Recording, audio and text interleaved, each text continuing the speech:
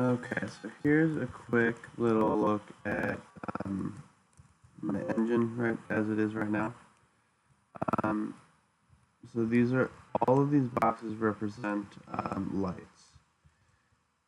They are drawn onto, so the humanoid here is drawn and animated using deferred rendering.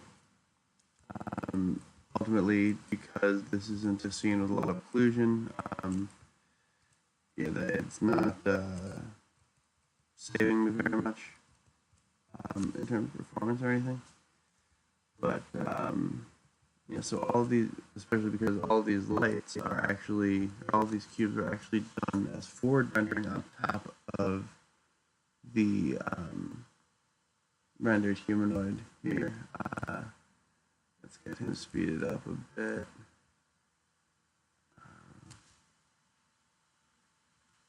So we can see, like, so as he moves through the closer and farther from the lights, they have different effects on him based on the normals, which have to be calculated along with the rest of the skinning calculations.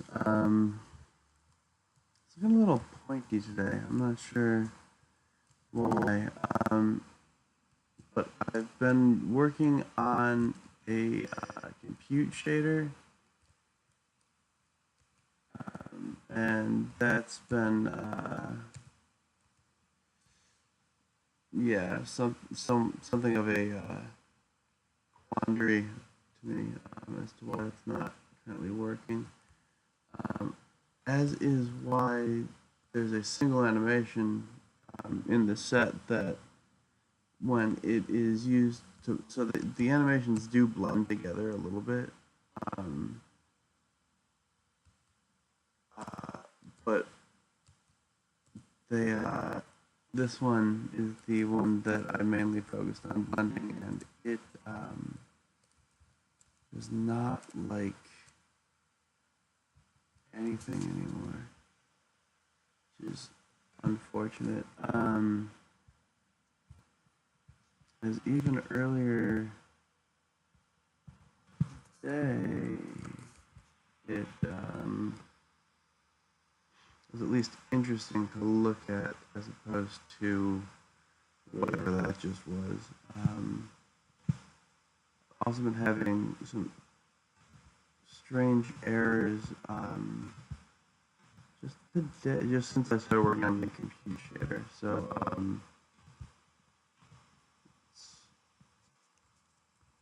fortunately it didn't come up now.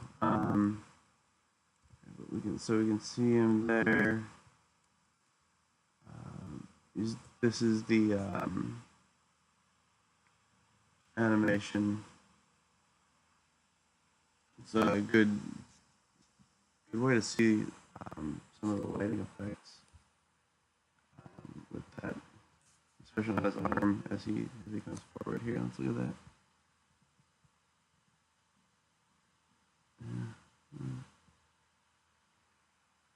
And then his foot down there. You can actually see some of the, it looks like we could see some of the green, which is neat.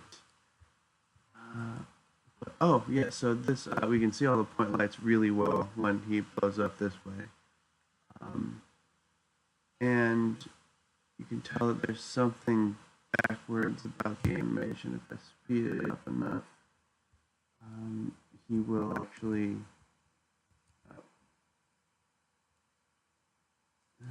it's not happening. It usually comes back together towards the middle, but this is actually a very good way to see the all of the points of light that are on the map here. Huh.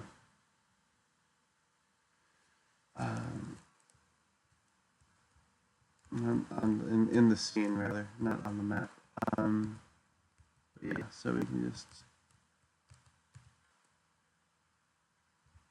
have him. So yeah, I think those are pretty neat lights that I've got going in there. They have like a radius to them. Use the lighting equation where you take the maximum RGB value times the specularity divided by the attenuation, and so you end up having that you like make a polynomial out of that, and then or quadratic or whatever. Solve that, and you get the radius at which the light should no longer, or the light's not worth calculating the effect of it on pixels. So that's one minor optimization there. It's not like the sort of bounding volume stuff that I think is more standard, where you just put a sphere around it, and then it no longer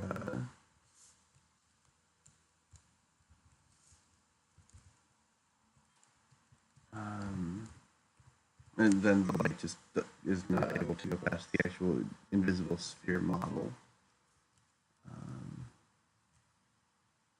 Some of the lighting, because of the fall off of the light, some of it is fairly subtle, but it's definitely there. Even some of this right in here, you see. I don't know if actually this records my mouse. But yeah. Okay. So that's neat.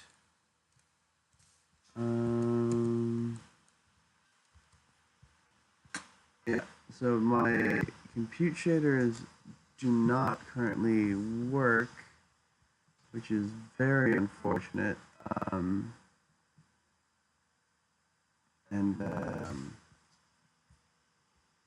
not entirely sure why at the moment. The data looks like it is okay. And oh, you can't actually see what I'm doing here. This window, is this the window? Sorry, I'm trying to adjust this so that it will fit to screen. Okay. I think that changed the recording. So we can now see, take a look at this. So this is this is the deferred rendering compute shader graphics object.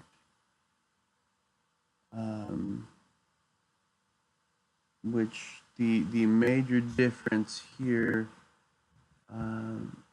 is that, wait a second. Huh.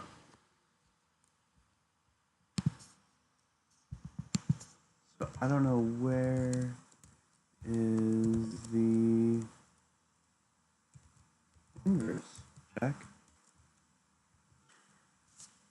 So that's one of the barriers for why this is not working for me, is because Jack doesn't know where his inverse matrices are.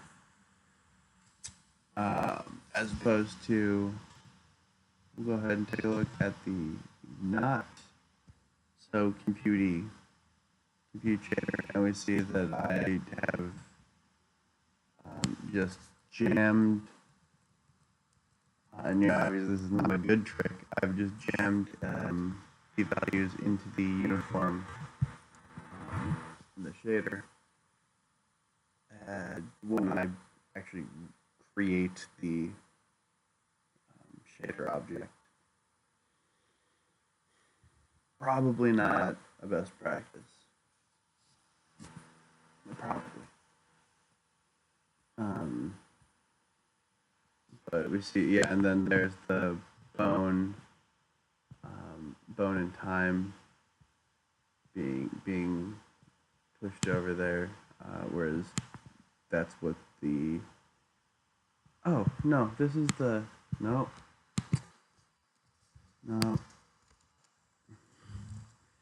here's the inverse. Here's the bonus time. So it's bound at 0 and at 1 in the compute shader itself, which I did set active.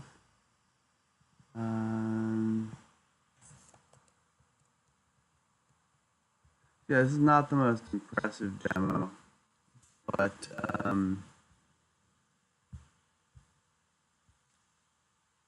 yeah, you know, it's something. So yeah.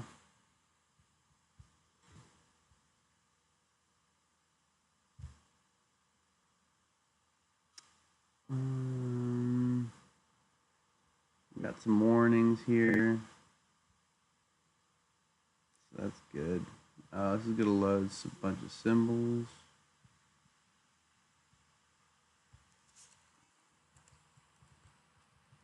I just really like that there are visible light effects even when this model is stationary, which I didn't get until I properly was working with when I started properly processing the normals in the animation as well.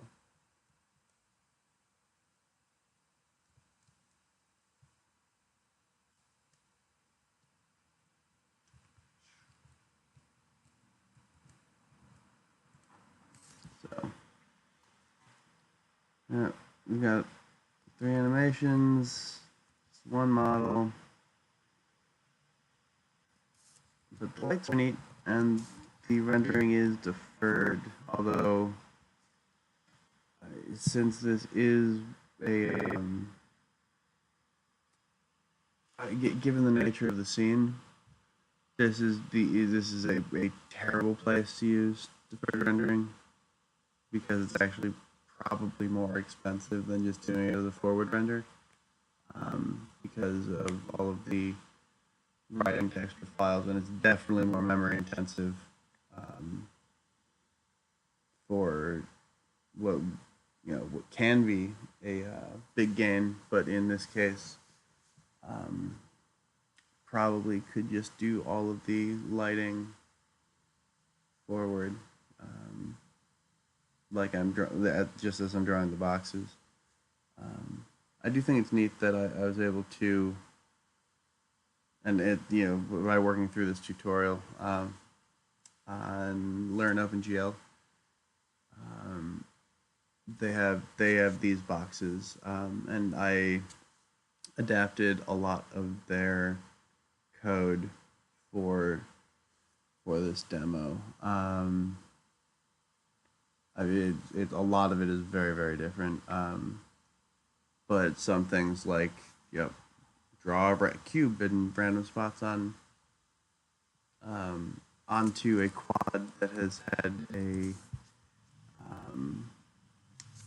something deferred rendered onto it. So you do all of your rendering, you see buffer and everything, then you draw it to a quad, and then you draw these cubes over that quad. Which they get weird. It's because they're so flat looking. You get some fun effects visually. Yeah. So, well, thanks for watching. I hope you liked the video. If you did, leave a comment, click the love button, and don't forget to subscribe to this channel. All right. Take care.